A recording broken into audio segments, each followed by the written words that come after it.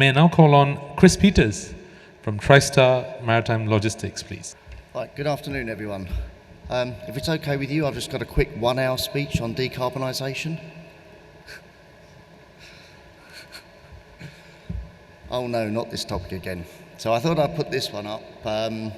Maybe you'd think it was COVID, maybe you'd think it was decarbonisation. I'm going to be very quick. I'm only going to do 5 minutes on this because I think we've got so many of us talking about the same subject that I'll just try and put a few different things out there, give you some questions, try and make you think about certain things.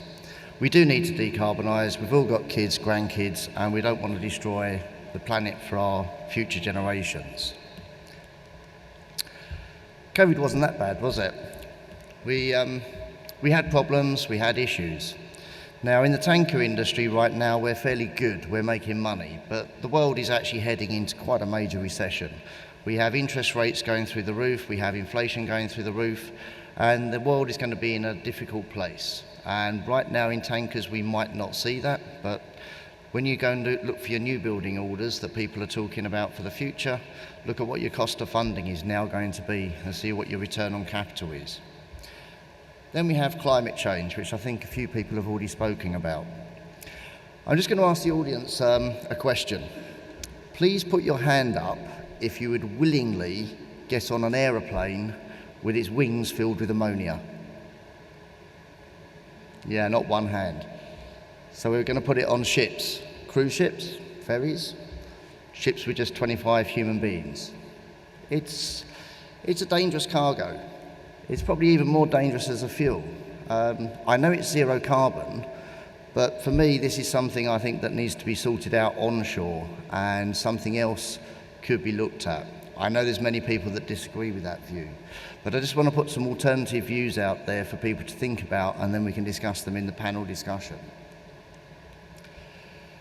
The main thing here is that who's going to pay for all of this? Is it the ship owner? Is it the charterers? Is it the end consumer? Is it a combination?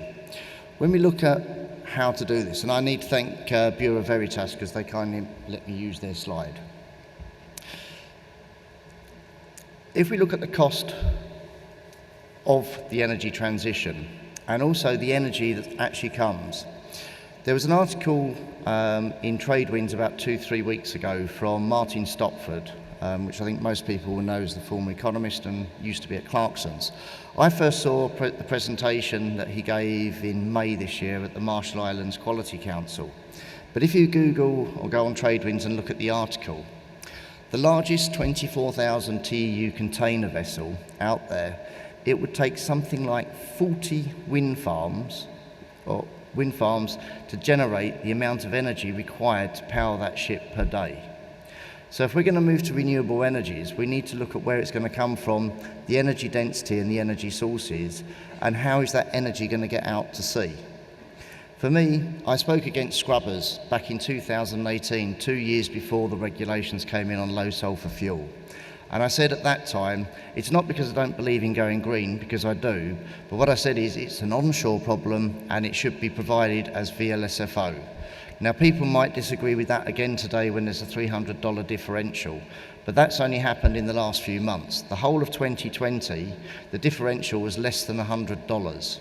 So from an eco perspective, it makes a lot more sense to provide compliant fuel and to sort these issues out onshore, not offshore.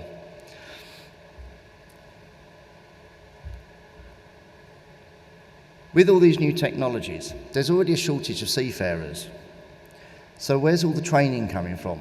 I mean, are there enough trained LNG people? And then we're going to add hydrogen, ammonia, methanol.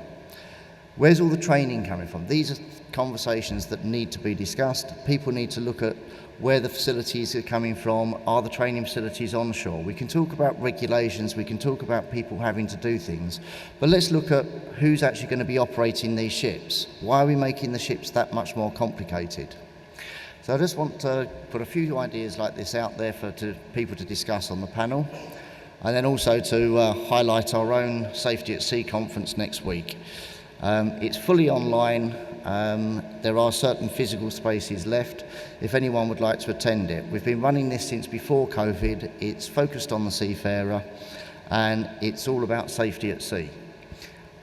Last year we had more than 4,000 seafarers actually sign up to the online version, and any ship owner who wants to sign their seafarers up, then they're more than welcome to do so.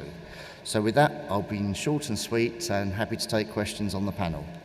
Thank you. Thank you, Chris. You've put in morality and ethics into context here as to what we are trying to achieve as a maritime community. And I did not know you could draw so well as well. It's amazing. Well done on the cartoons. I didn't realize you could draw so well. It's nice. Well done.